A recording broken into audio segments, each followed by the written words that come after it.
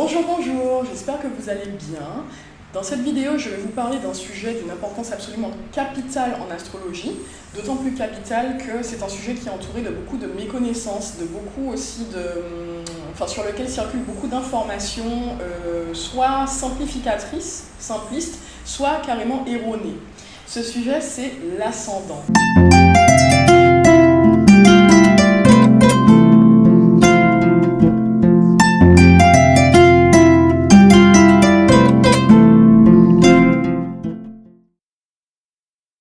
Dans l'astrologie, on va dire un peu superficielle, on entend souvent que l'ascendant, ça correspond à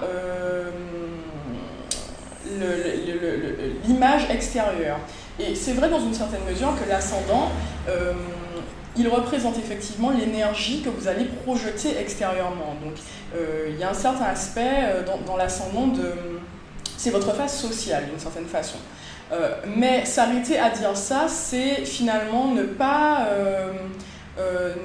réellement saisir toute la profondeur de ce que représente l'ascendant dans un thème. Et quand on entre dans une astrologie vraiment profonde, l'ascendant, c'est ce qui symbolise dans votre thème, avec peut-être l'axe des nœuds lunaires également, qui est un autre sujet dont je parlerai peut-être dans une prochaine vidéo.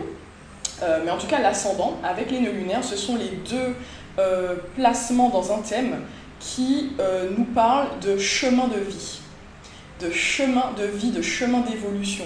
Ce sont finalement ces placements qui nous permettent de passer d'un thème astral, d'une description, d'un portrait psychologique qui va être purement descriptif, à un portrait qui va être prescriptif, au sens qu'il va nous donner une feuille de route pour guider notre évolution. Alors, dans quel sens j'entends chemin de vie? Non pas dans le sens d'une mission de vie. J'insiste là-dessus parce que c'est un terme qui est très courant dans le développement personnel, on est à la recherche de sa mission de vie. À titre personnel, je ne raisonne pas du tout avec ce terme de mission de vie parce que j'estime que votre mission de vie, c'est tout simplement d'être en vie. C'est tout simplement d'embrasser la vie dans toute la diversité des expériences qu'elle a à vous offrir, dans toute la diversité des expériences qui vous traversent. Il n'y a pas d'autre mission que celle-là. Je ne pense pas qu'on soit des soldats déployés en mission de guerre. Ce mot de mission, ça a quelque chose de très militaire, de très belliqueux. Je ne pense pas non plus qu'on soit des chargés de mission. C'est un vocabulaire très RH, très ressources humaines. Je ne pense pas qu'on soit des salariés de l'univers, que l'univers soit une entreprise dont on serait les salariés et dans laquelle on serait chargé d'une mission. D'accord, donc je pense qu'il faut vraiment faire attention à ce genre de termes qui véhiculent des images finalement très productivistes, très capitalistes en fait dans le développement personnel. Vous n'êtes pas en mission. Votre raison de vivre, c'est simplement de vivre. C'est aussi simple que ça. En revanche, je pense effectivement que si on n'a pas de mission de vie, on a en revanche un chemin de vie. Et qu'est-ce que j'entends par chemin de vie?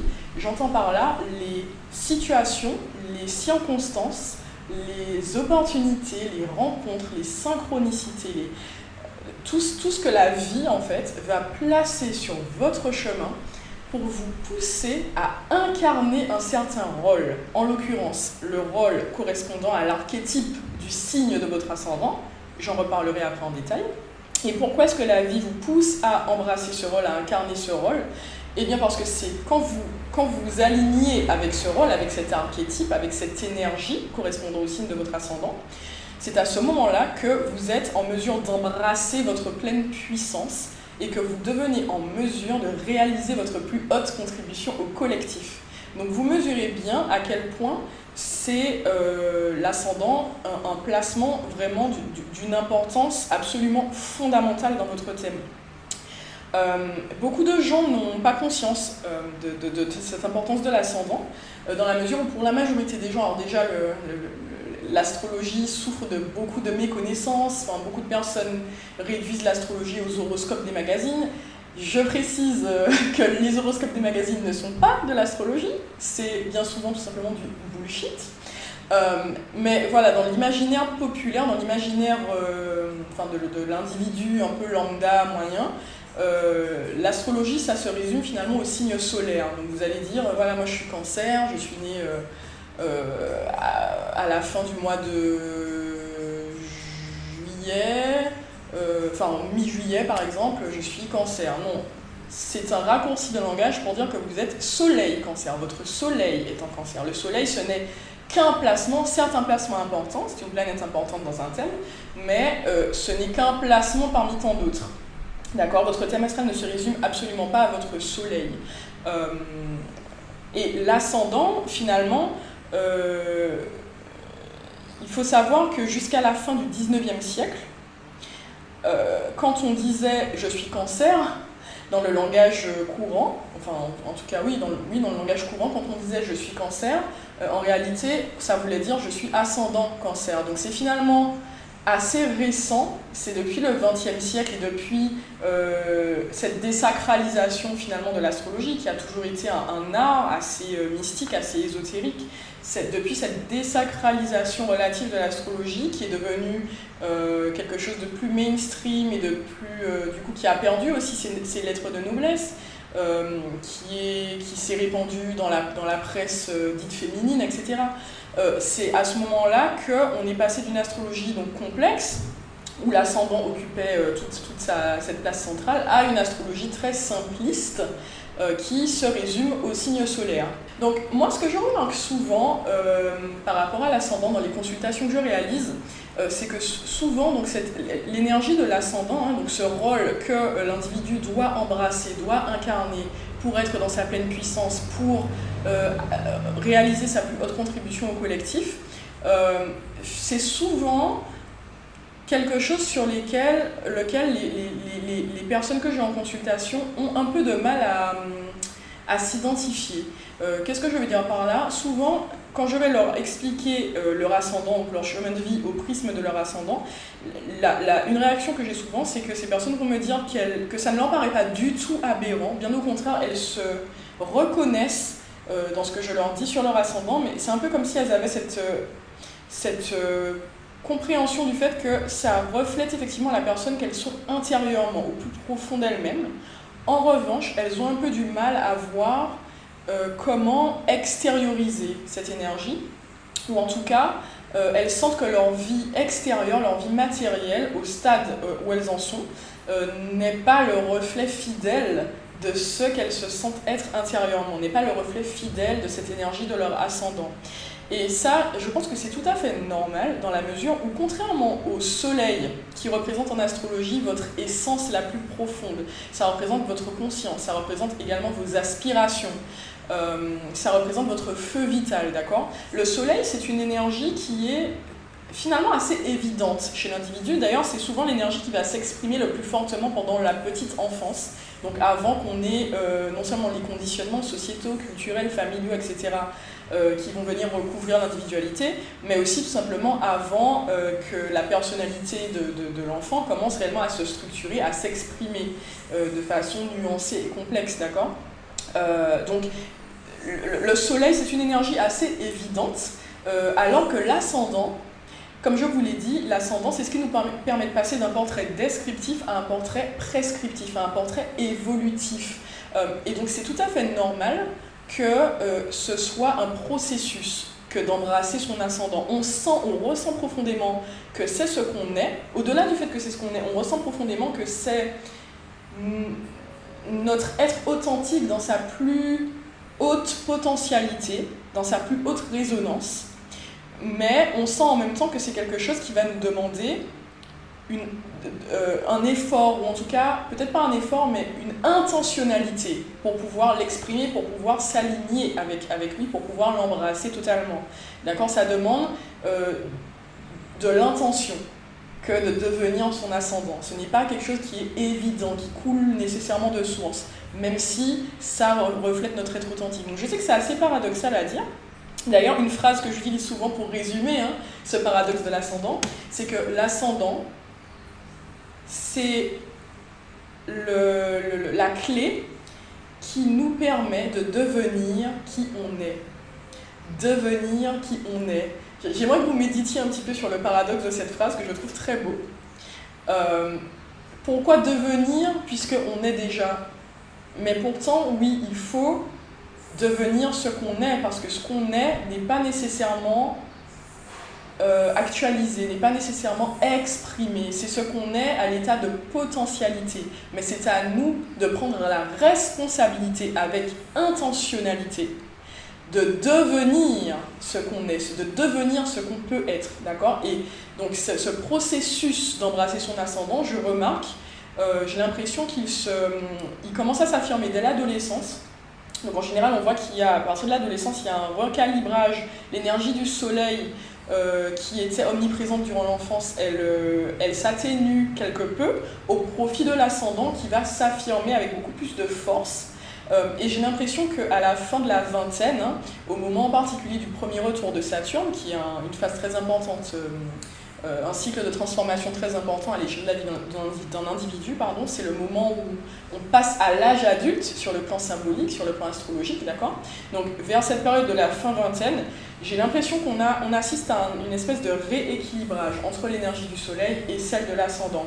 Et dans l'idéal, le but n'est pas de vivre son soleil et son ascendant comme deux forces totalement détachées l'une de l'autre, voire parfois contradictoires, parce que si vous êtes comme moi, par exemple, moi j'ai mon soleil qui est en opposition à mon ascendant, j'ai le soleil en Lion, l'ascendant en Verseau. Donc pour les personnes qui ont comme ça leur ascendant et leur soleil dans deux signes opposés complémentaires, ça peut être un long cheminement que de sortir de ce sentiment permanent d'écartèlement et de comprendre cette cohérence profonde dans ce que vous êtes, dans ces éléments qui vous composent. D'accord ? Mais en tout cas, l'idéal, c'est vraiment d'apprendre, de comprendre comment mettre l'énergie de son soleil au service du projet de son ascendant. Je vous donne mon exemple. Donc je suis Soleil Lion. Le Soleil Lion, c'est un soleil, donc une essence, d'accord, une essence, mais aussi une aspiration profonde qui parle de briller et d'inspirer. C'est la raison d'être du signe du Lion, d'accord, signe de feu, signe fixe. C'est d'être une source d'inspiration, à la fois pour soi-même et pour autrui. Le Lion parle aussi d'expression du pouvoir créateur, d'expression du rayonnement, d'expression du self, d'expression personnelle, d'accord ? Ça, c'est le Lion. Maintenant, mon ascendant, qui est donc dans le signe opposé à celui du Lion, il est en Verseau. Le Verseau, c'est le rebelle. Là où le Lion, en termes d'archétype, incarne le roi, la reine, d'accord ? Le Verseau, en termes d'archétype, c'est le rebelle. C'est une énergie d'air, c'est un signe fixe comme le Lion, mais d'air, dans l'élément air, qui parle d'intellect, qui parle de mental, qui parle de mouvement, qui parle d'idées. Et donc c'est un signe qui nous parle de déconstruire les paradigmes obsolètes pour pouvoir porter des messages d'émancipation. Le mot-clé du Verseau, c'est la liberté, l'indépendance et la singularité. L'ascendant Verseau, c'est un chemin de vie qui me demande du coup, et qui vous demande, si vous êtes ascendant Verseau, d'embrasser radicalement votre liberté, votre indépendance, d'embrasser radicalement votre individualité, ce qui fait de vous quelqu'un d'unique, quelqu'un de différent, votre différence. D'accord ? Le Verseau est régi par Uranus, donc on est sur quelque chose de très parfois même excentrique finalement, d'avant-gardiste, d'anticonformiste. Donc vous me direz comment est-ce qu'on peut concilier ça avec l'énergie du Lion, qui elle est très tournée vers les autres. Finalement le Verseau est très indépendant, très solitaire même, il y a quelque chose de très, je vous l'ai dit, avant-gardiste, marginal avec le Verseau. Alors que le Lion est très tourné vers un public, vers l'autre finalement. Comment est-ce qu'on concilie ça ? Dans mon cas, je mets mon soleil, c'est-à-dire mon rayonnement, mais aussi mon histoire personnelle, mon expression personnelle. Et ça inclut ma créativité, d'accord ? J'écris, je crée énormément. Je mets tout ça au service d'un projet Verseau, à savoir d'un projet d'émancipation individuelle et collective, d'accord ? Donc c'est juste pour vous donner un exemple de comment on fait travailler son soleil avec son ascendant, même dans le cas extrême où le soleil et l'ascendant sont dans des signes opposés. Je vais maintenant vous faire une petite analyse signe par signe, d'accord ? Et donc vous donner quelques éléments sur les 12 ascendants possibles, d'accord ? Donc les 12 chemins de vie qui sont possibles en astrologie. Bien entendu, je précise un petit disclaimer comme toujours, un thème astral c'est un thème qui se construit dans sa globalité. Donc là ce sont des éléments en pièces détachées que je vous donne, puisque je ne vous parle aujourd'hui que de l'ascendant. Ça ne résume en rien votre individualité, c'est un placement très important, je l'ai dit et répété, mais il faut vraiment l'analyser dans le contexte global, général et exhaustif de tout ce qui se trouve dans votre thème. D'accord ? Donc si vous voulez en savoir plus, n'hésitez pas à prendre une consultation, à réserver une consultation avec moi. Vous avez le lien de réservation dans ma bio si vous me regardez sur Instagram, et sinon en description de la vidéo si vous me regardez sur YouTube. Mais il faut faire très attention à vraiment ne pas... Parce que c'est le piège quand on consomme beaucoup de contenu astrologique sur Internet, etc. C'est ces analyses par pièces détachées. Ça peut faire beaucoup de dégâts. Parce que vous risquez de passer à côté d'éléments clés de votre puzzle personnel. Et n'oubliez pas que vous êtes un puzzle unique. Donc, on va commencer par le bélier, l'ascendant bélier. Donc, si vous êtes ascendant bélier, votre chemin de vie, c'est un chemin qui est axé sur l'affirmation de soi, l'affirmation de l'ego, je dirais même. Il faut savoir que le bélier, c'est dans l'ordre de la roue du zodiaque, qui est un ordre significatif, c'est pas un ordre au hasard, l'ordre des signes. Le bélier, c'est celui qui amorce le cycle du zodiaque. Il faut savoir que l'année astrologique, elle commence au moment de l'équinoxe de printemps, l'équinoxe ou le solstice, je confonds à chaque fois, enfin l'événement astrologique qui se produit entre le 20 et le 21 mars de chaque année. À chaque fois je confonds équinoxe ou solstice, il me semble que c'est le solstice. Et donc ce jour de l'an, sur le plan astrologique, c'est le début d'année. Et d'ailleurs, avant que le calendrier romain ne soit fixé avec sa date de début au 1er janvier, ce qui est finalement assez tardif, je crois que ça s'est fait au Moyen-Âge. Mais avant cela, dans toutes les civilisations traditionnelles, le début d'année, les célébrations, les festivités de début d'année, c'était aux alentours de ce solstice du 21 mars, d'accord ?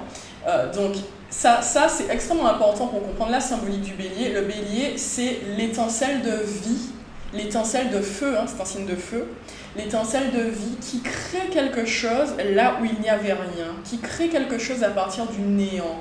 C'est vraiment l'affirmation du « j'existe, je suis », d'accord ? C'est ça la raison d'être du bélier. Donc si vous êtes ascendant bélier, votre chemin de vie, c'est d'affirmer votre être, votre ego, je dirais même, à travers la confrontation au monde, et notamment à travers les challenges, à travers l'adversité. Le bélier est un signe cardinal, donc c'est un signe qui a une force incroyable pour initier, d'accord ? Ça donne souvent des personnes qui sont très attirées par l'entrepreneuriat, par les voyages, l'adrénaline. Ce sont des personnes qui ont besoin de s'affirmer en se dépassant. D'accord ? Et avec le bélier, il faut bien comprendre qu'on n'est pas dans... Parce que j'ai dit tout à l'heure, l'affirmation de l'ego, c'est peut-être quelque chose qui va vous choquer, que je parle d'ego d'une manière positive. Mais il faut bien comprendre avec le bélier qu'on est... Donc l'opposé complémentaire du bélier, c'est la balance, dont je parlerai tout à l'heure. La balance, c'est le signe du lien, c'est le signe des relations. C'est le « je » en lien avec les autres. Le bélier, en revanche, qui est donc à l'opposé de la balance, c'est « je ». C'est pas « je » en lien avec les autres, c'est « je ». C'est l'affirmation du « je ». D'accord ? Il faut bien comprendre ça quand on a ce chemin de vie en bélier, parce que je pense que ce sont souvent, de ce que je constate en consultation, ce sont souvent des personnes qui ont ce feu intérieur, cette envie de s'affirmer, mais qui vont avoir du mal, souvent en raison d'autres placements aussi dans le thème, parce que il n'y a rien qui soit placé au hasard dans votre thème, et même vos difficultés finalement, c'est une histoire en fait, un thème astral, c'est une histoire qui est racontée où on a un héros, une héroïne qui doit traverser certaines épreuves pour pouvoir en sortir victorieux, victorieuse, d'accord ? Donc même les défis, les difficultés que vous rencontrez, finalement tout ça a sa place dans votre chemin de vie particulier. Et souvent les personnes qui ont l'ascendant en bélier, je remarque que ce sont des personnes qui paradoxalement ont du mal en fait à s'affirmer, à oser accepter cette soif d'affirmation personnelle, et qui sont beaucoup dans une recherche de conciliation avec autrui, alors même que leur chemin de vie leur demande non pas de négliger leur relation, c'est pas ce que je dis, il faut toujours trouver l'équilibre en tout, bien sûr, et faire preuve de bon sens. Mais ce que je veux dire par là, c'est que le focus pour ces personnes-là, ce n'est pas la conciliation, le people pleasing. Le focus va vraiment être sur affirmer mon individualité, affirmer mon être, d'accord ? Passons maintenant au signe suivant qui est celui du taureau. Alors le taureau, signe de terre, signe qui nous parle de matière, qui nous parle de concret, de pragmatisme, d'accord ? Le signe du taureau, c'est un signe fixe, donc qui nous parle de conservation de la matière. Quand vous avez un chemin de vie en taureau, un ascendant taureau, votre chemin de vie, c'est tout simplement d'embrasser votre sensualité, d'embrasser, quand je dis sensualité, c'est au sens de vos 5 sens, de votre physicalité. Le taureau est extrêmement connecté au corps charnel, d'accord ? Il est aussi connecté à tout ce qui a trait au monde naturel, à la nature, au fait de cultiver. C'est un signe qui est régi par Vénus, la planète de la beauté, la planète de l'amour. Donc c'est aussi un signe qui nous parle de beauté, qui nous parle d'esthétisme. C'est un signe qui nous parle finalement de confort physique, de confort dans les 5 sens, d'accord ? Donc avec un chemin de vie en taureau, vous devez apprendre à embrasser votre physicalité, votre enveloppe charnelle et à vous connecter à cette énergie de plaisir et de sensualité, d'accord ? Souvent, les personnes qui sont ascendants taureaux, ce sont des gens qui vont travailler avec le corps, dans des domaines du bien-être, dans les domaines, tout ce qui a trait au confort physique finalement, dans la décoration également. Ça peut être des personnes qui vont travailler dans la terre, en contact avec la terre aussi, très souvent. Et l'enjeu pour ces personnes-là, de ce que je remarque dans beaucoup de consultations, c'est d'accepter que leur vie est placée sous ce signe du plaisir. Ce sont parfois des personnes qui ont du mal avec le plaisir, alors même qu'elles ont ce potentiel en elles qui est tellement immense, de se connecter au plaisir en elles et d'aider les autres aussi à se connecter à leur propre plaisir, à leur propre confort physique.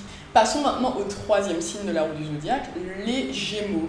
Alors ici on est sur un signe d'air, donc un signe qui nous parle d'intellect, tout comme le Verseau dont je vous parlais au début, d'intellect, de mental, de mouvement, d'idées. Le Verseau c'est une énergie mutable, c'est-à-dire que c'est une énergie de fin de cycle. C'est une énergie qui est plutôt dans une adaptation, plutôt que dans une volonté de contrôler, d'impacter son environnement. On est plutôt dans l'adaptation, dans l'adaptation au flux, j'ai envie de dire. Avec un chemin de vie en Gémeaux, vous devez apprendre, accepter de vous connecter à votre enfant intérieur. En termes d'archétype, le Gémeaux, c'est l'enfant intérieur. C'est aussi le communicant. Qu'est-ce que je veux dire par là ? Le Gémeaux, c'est un signe qui nous parle de stimulation intellectuelle, de curiosité. Donc l'ascendant Gémeaux, c'est un chemin de vie axé sur l'exploration de sa curiosité presque sans limite. D'accord ? Ça vous demande d'oser vous délester de ce qui est considéré comme raisonnable, responsable, etc. pour avoir comme boussole principale, votre curiosité. La question à vous poser, c'est où ma curiosité m'emmène-t-elle ? Où le vent de ma curiosité m'emmène-t-il aujourd'hui ? Indépendamment de ce que je devrais faire, de ce qui serait responsable, etc. Le Gémeaux, donc je parlais d'enfant intérieur, c'est vraiment cette énergie très légère, très insouciante, qui est un peu touche à tout, qui aime les chemins de traverse. Et souvent, les personnes qui sont ascendants Gémeaux, leur grand défi, c'est d'accepter qu'elles ne vont pas nécessairement finir tout ce qu'elles ont commencé, qu'elles ne vont pas nécessairement être constantes. Ce sont des personnes qui sont changeantes, qui sont mutables. Ce sont des personnes qui valorisent davantage la diversité des expériences plutôt que le fait de choisir un chemin unique et de s'y tenir jusqu'à la fin. Ce n'est pas le but de l'énergie Gémeaux. Et il faut vraiment lâcher prise là-dessus. C'est vrai que c'est quelque chose qui peut être assez stigmatisé dans notre modèle de société, mais c'est votre zone de génie finalement. Vous n'êtes pas fait pour être des spécialistes, vous êtes fait pour être de grands généralistes, de grands enfants qui, parce qu'ils touchent à tout, parce qu'ils sont menés par cette curiosité et cette légèreté, sont capables d'engranger un nombre immense d'expériences qui leur fournit ensuite une merveilleuse boîte à outils dans laquelle ils peuvent piocher en permanence et surtout dans laquelle ils peuvent créer des connexions entre des choses qui en apparence ont l'air disparates. Voilà l'objectif même de l'énergie Gémeaux.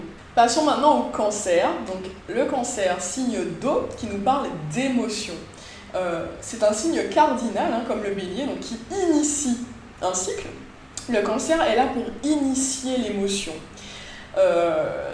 L'énergie Cancer, donc il faut savoir qu'en termes d'archétype, ça correspond au féminin sacré, d'accord ? Le Cancer est régi par la Lune, donc le féminin sacré, l'énergie yin par excellence, l'énergie lunaire par excellence, l'énergie maternelle, l'énergie nourricière. Quand on a un ascendant Cancer, notre chemin de vie, c'est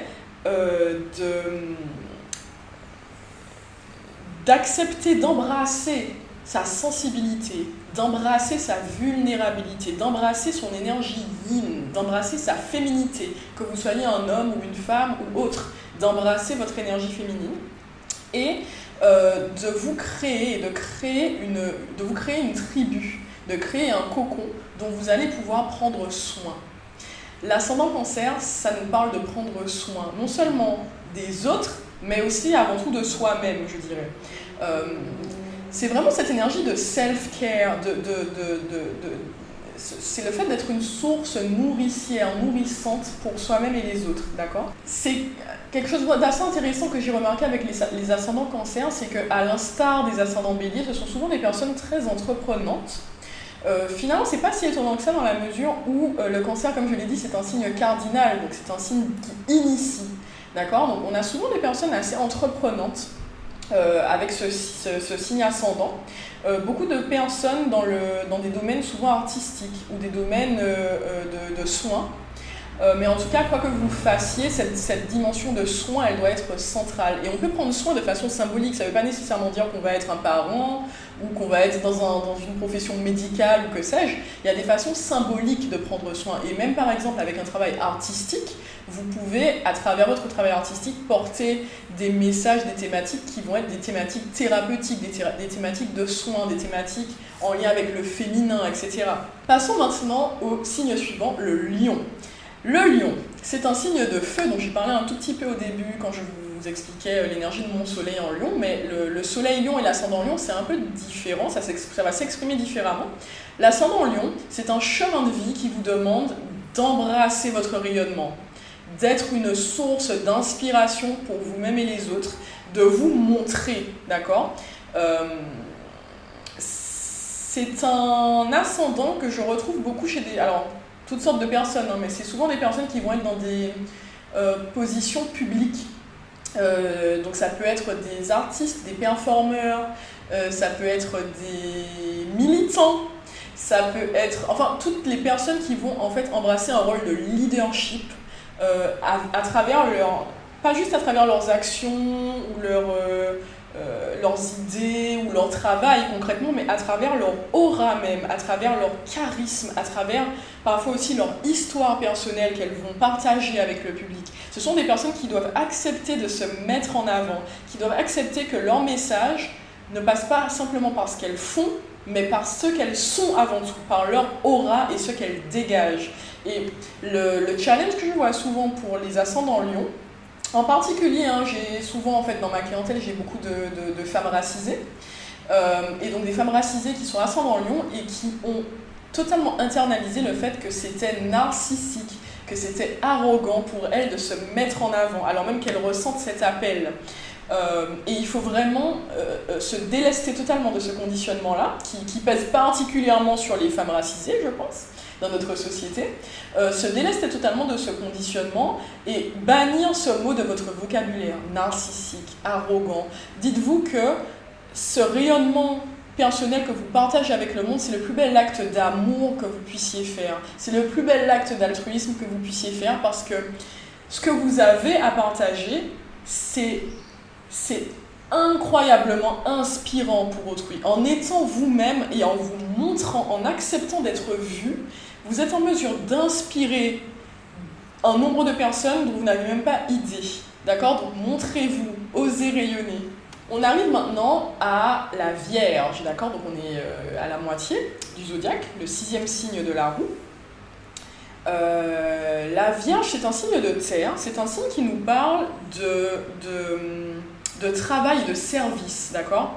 La Vierge, elle est sur l'axe du service, avec les poissons, dont on parlera à la fin, c'est le dernier signe, le 12e. La Vierge nous parle de service à l'humanité, et c'est un service qui se fait par son travail, d'accord? La Vierge, c'est une énergie de travail méticuleux, de travail méthodique. Ça peut même tomber parfois dans ces aspects basse fréquence. La Vierge peut tomber dans le perfectionnisme, dans le jugement, dans l'insatisfaction, dans l'angoisse permanente, d'accord? Donc, en tout cas, dans ces aspects haute fréquence, c'est cette énergie très, très efficace de discernement, d'organisation, d'ordre et de service. Quand on est ascendant Vierge, le but, notre chemin de vie, c'est vraiment de trouver une cause à laquelle on ait envie de dévouer cette incroyable force de travail et d'analyse qui nous définit. Une cause suffisamment sacrée pour qu'on ait envie, pour que ça vaille le coup d'y dévouer notre force de travail, d'y dévouer notre esprit analytique. Parce que finalement, le challenge que je remarque avec beaucoup d'ascendants vierges, c'est que ce sont des personnes qui ont une telle envie de se sentir utiles et une telle capacité de travail qu'elles peuvent souvent mettre cette capacité au service de projets qui ne sont pas les leurs, de projets qui ne les inspirent pas réellement, et être un petit peu utilisées finalement.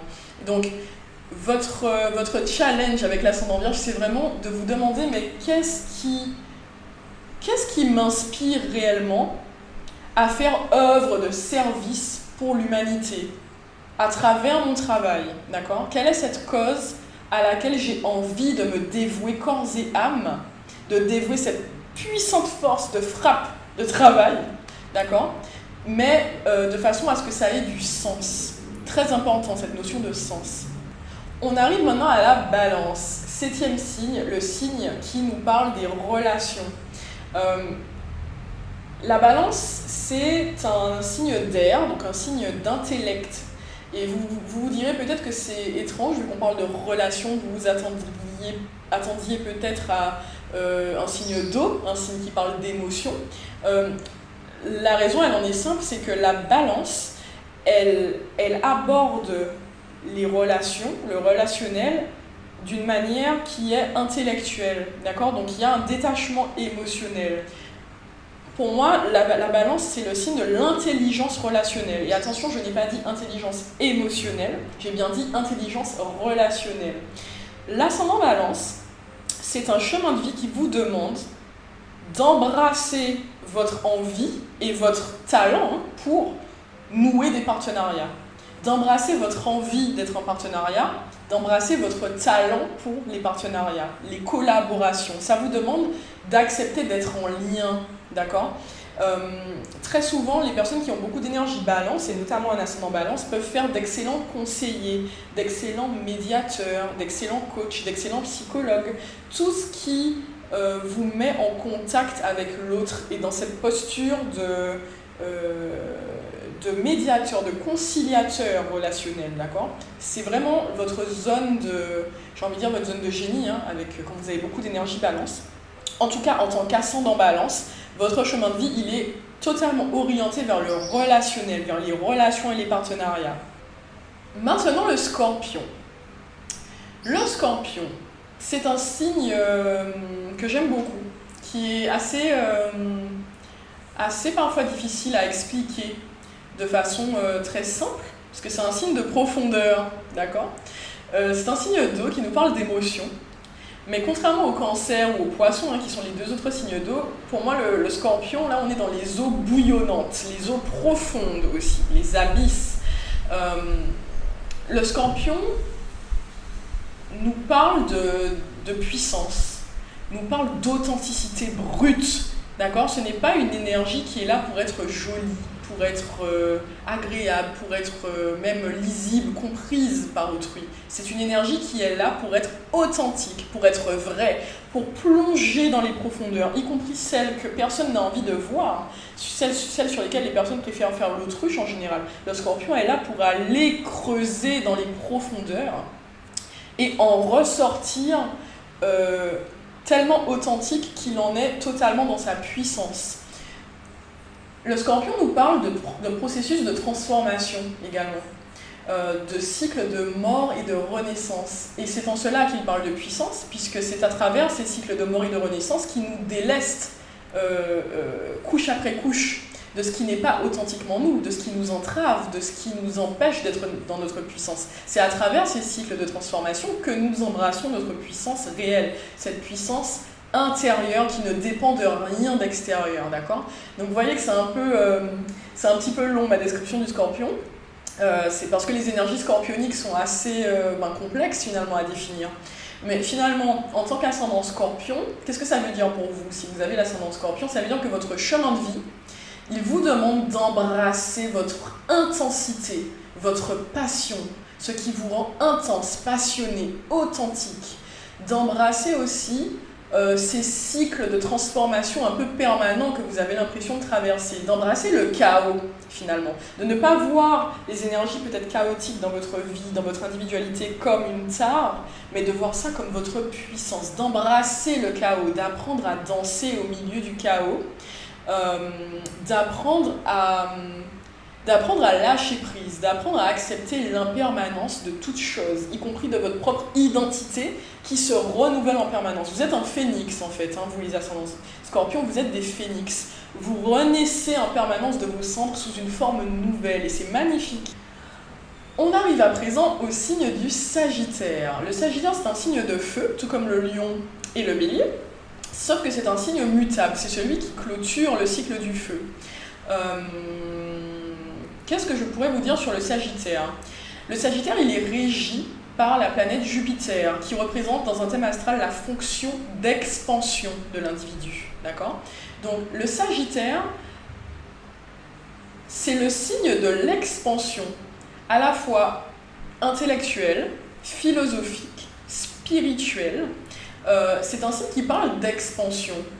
C'est un signe qui parle finalement, quand il se manifeste au niveau de l'ascendant, c'est un ascendant qui vous demande de trouver votre propre voie, votre propre système de valeurs, votre propre système de croyances, votre propre système spirituel et de vous y tenir. Il y a quelque chose d'assez intuitif dans l'énergie du Sagittaire. Tout comme, c'est pas le seul signe qui parle d'intuition, mais il y a quelque chose d'assez intuitif, en tout cas par rapport à l'approche de la connaissance, d'accord? C'est un signe qui demande d'oser se fier à son propre son de cloche pour trouver son propre système de croyance, son propre système de valeurs. Il y a aussi quelque chose de lié à la transmission avec un ascendant Sagittaire. En termes d'archétype, le Sagittaire, c'est le législateur, c'est le philosophe. Pourquoi je dis le législateur? Parce qu'il y a cette notion avec Jupiter de créer des règles qui vont pouvoir servir au collectif, d'accord? Donc dans l'énergie du Sagittaire, de l'ascendant Sagittaire, on a cette notion d'aller explorer la vie, d'explorer son système de croyances, pour pouvoir en déduire des règles qu'on va ensuite transmettre au collectif. Donc souvent il y a cet aspect même, je dirais, d'enseignement avec le Sagittaire, l'ascendant Sagittaire. Passons à présent au Capricorne, signe de terre qui nous parle donc de matière, de pragmatisme, de concret. Le Capricorne, il est régi par Saturne qui est finalement l'opposé complémentaire de Jupiter, dont je viens de parler. Jupiter, je vous ai dit que c'est l'expansion, c'est l'élévation. Saturne, en revanche, c'est l'ancrage. D'accord? L'ancrage, c'est la structuration, la responsabilisation. Donc tous ces mots-clés vous donnent déjà une idée de ce dont traite l'énergie Capricorne. Avec un ascendant Capricorne, votre chemin de vie, c'est de vous accomplir à travers vos accomplissements, à travers votre persévérance et votre détermination. En termes d'archétype, le Capricorne, c'est cette énergie très paternel. Quand je dis paternel, attention, je ne suis pas sur des rôles genrés, sociétaux genrés, je suis vraiment sur des énergies. Quand je dis paternel, c'est vraiment au sens de cette énergie de provider, d'accord, de protecteur, de guide, de provider, mais c'est pas une énergie qui est associée à la masculinité ou à la figure d'un père au sens masculin du terme, d'accord. C'est un petit aparté qui est important. Donc, en tout cas, en tant qu'ascendant Capricorne, il vous faut vous connecter à cette responsabilité en vous. Vous êtes extrêmement responsable, vous êtes extrêmement déterminé. Et quand vous vous fixez un objectif, il n'y a quasiment rien qui peut vous dévier de la voie que vous avez choisie. C'est extrêmement puissant. Le Capricorne est un signe cardinal, hein, tout comme le Cancer dont je parlais tout à l'heure, tout comme le Bélier dont je parlais tout à l'heure, tout comme la Balance également, c'est aussi un signe cardinal. Tous ces signes cardinaux, ce sont des signes qui nous parlent d'initier quelque chose, d'accord? Donc on est là aussi avec le Capricorne sur des énergies souvent très entrepreneuriales. C'est une détermination à toute épreuve en fait que vous avez, et votre chemin de vie, c'est tout simplement d'oser l'exprimer, d'oser travailler avec persévérance sur le long terme, d'accord, avec responsabilité à ces objectifs qui vous animent. Il y a un peu cette notion avec le Capricorne, tout comme le Taureau dont je parlais tout à l'heure, mais ça s'exprime différemment. Puisque là on est sur une énergie cardinale avec le Capricorne, il y a cette notion de vouloir construire quelque chose de concret, de tangible dans la matière, quelque chose de solide qui va nous survivre, quelque chose de pérenne qui va survivre longtemps après notre mort. Il y a cette notion de vouloir laisser un héritage avec l'énergie Capricorne, d'accord ? Maintenant, avant-dernier signe, le Verseau. Je ne vais pas m'étendre dessus parce que j'en ai déjà parlé en introduction quand je vous parlais de mon propre chemin de vie en Verseau. Donc je vous l'ai dit, le Verseau c'est un signe d'air intellectuel, c'est un penseur intuitif le Verseau. Hein. J'avais fait une vidéo d'ailleurs au sujet de ce signe du Verseau qui est fondamental à l'échelle collective, non seulement en 2021, dans cette vidéo je vous expliquais pourquoi 2021 est une année éminemment Verseau, mais plus largement en termes de cycle collectif dans lequel nous nous trouvons, puisque nous sommes dans ce passage vers l'ère du Verseau. Donc si vous êtes ascendant Verseau, sachez que vous avez un rôle absolument capital et central à jouer à l'échelle collective pour accompagner cette transition sociétale collective vers l'ère du Verseau. Donc c'est pas une mince affaire, hein, c'est une grande et belle responsabilité que nous avons, nous les ascendants Verseau. Tout ce que j'ai envie de rajouter par rapport à ce que j'avais déjà dit tout à l'heure en introduction, c'est que en tant qu'ascendant Verseau, vous devez vraiment lâcher prise sur le fait d'être compris, sur le fait d'être accepté, parce que souvent les ascendants Verseau, ce sont des aliens en fait. Ce sont des aliens, ce sont des personnes qui, dès très jeunes, se sentent totalement marginales, et ce n'est pas juste qu'elles se sentent marginales, elles le sont. Leurs expériences de vie les marginalisent, leur entourage les marginalise, ce sont des personnes qui sont tellement différentes, tellement à contre-courant, tellement souvent avant-gardiste et anticonformiste qu'il y a un peu ce syndrome du mouton noir. Et parfois, on peut avoir tendance en tant qu'ascendant Verseau à se sentir fatigué de ça et à vouloir être accepté, à vouloir être validé, à vouloir être un peu comme tout le monde, même si ça nous est impossible. Il faut vraiment lâcher prise là-dessus, lâcher prise sur ce besoin d'être accepté, cette blessure de rejet finalement. Elle doit être guérie pour que vous puissiez totalement vous aligner avec cet ascendant qui est extrêmement puissant, qui est, comme je vous l'ai dit, vous avez presque un rôle de porte-étendard, non c'est pas porte-étendard le mot que je cherche, c'est de phare finalement. Vous êtes un phare, vous portez ce flambeau et vous devez guider le collectif vers cette ère du Verseau. C'est absolument fondamental, indispensable que vous vous délestiez de tous ces fardeaux, de blessures, de rejet, etc., qui vous empêchent de vous aligner avec votre anticonformisme, votre avant-gardisme. Donc vraiment, voilà, les mots-clés, liberté, indépendance, émancipation, singularité, individualité, différence, unicité. Voilà les mots-clés de votre chemin de vie. Moi, je trouve ça très très beau.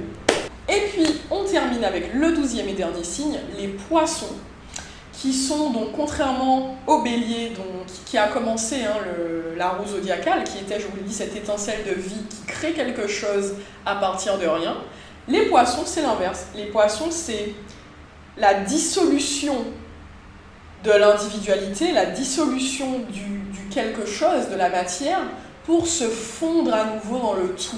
Pour se fondre dans le tout, pour se fondre dans l'immatériel, dans le spirituel. C'est un signe éminemment spirituel, le signe des poissons. Vous savez que chez les premiers chrétiens, le signe de ralliement des premières sectes chrétiennes pendant l'Antiquité, les gnostiques, etc., c'était ce symbole du poisson. C'est le symbole christique par excellence, d'accord? En tant qu'ascendant poisson, il y a quelque chose de très prophétique dans votre chemin de vie, un peu comme le Verseau finalement, il y a quelque chose de très prophétique aussi dans le chemin de vie en Verseau, puisqu'on est ce penseur intuitif qui est capable d'être un canal d'idées nouvelles, en fait, d'être un canal d'idées nouvelles, d'idées émancipatrices, de nouveaux modèles, de nouveaux paradigmes. Ça, c'est le Verseau. Le Poisson, c'est plutôt un canal d'amour, c'est un canal de compassion absolue, holistique, inconditionnelle. Le Poisson, c'est l'abolition des barrières, finalement. Je vous ai dit que c'est la dissolution de l'existant dans le tout. Et donc, avec un ascendant en Poisson, votre chemin de vie, il vous demande d'exprimer cette compassion absolument, ce réservoir absolument incroyable de compassion qui vous compose, cette compassion universelle. N'oubliez pas que les poissons, ils sont sur l'axe du service, hein, avec leur opposé complémentaire qui est la Vierge, mais là où la Vierge, elle sert l'humanité à travers son travail méthodique, à travers les détails, les poissons sont au service de l'humanité à travers quelque chose de plus élevé, de plus holistique, à travers leur amour finalement. Le poisson sert avec son amour, avec sa compassion, d'accord? Donc il y a quelque chose de très humaniste, de très, parfois aussi artistique hein, dans un chemin de vie en poisson, de très connecté aux mondes invisibles.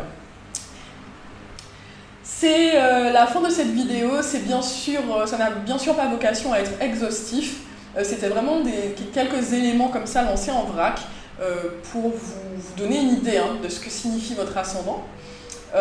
Maintenant, si vous voulez aller plus loin, n'hésitez pas à réserver une consultation avec moi. N'oubliez pas, encore une fois, que l'astrologie, ce n'est pas des pièces détachées, vous n'êtes pas un ensemble de pièces détachées, vous êtes un individu absolument complexe et unique qui ne peut être compris et appréhendé que dans sa globalité.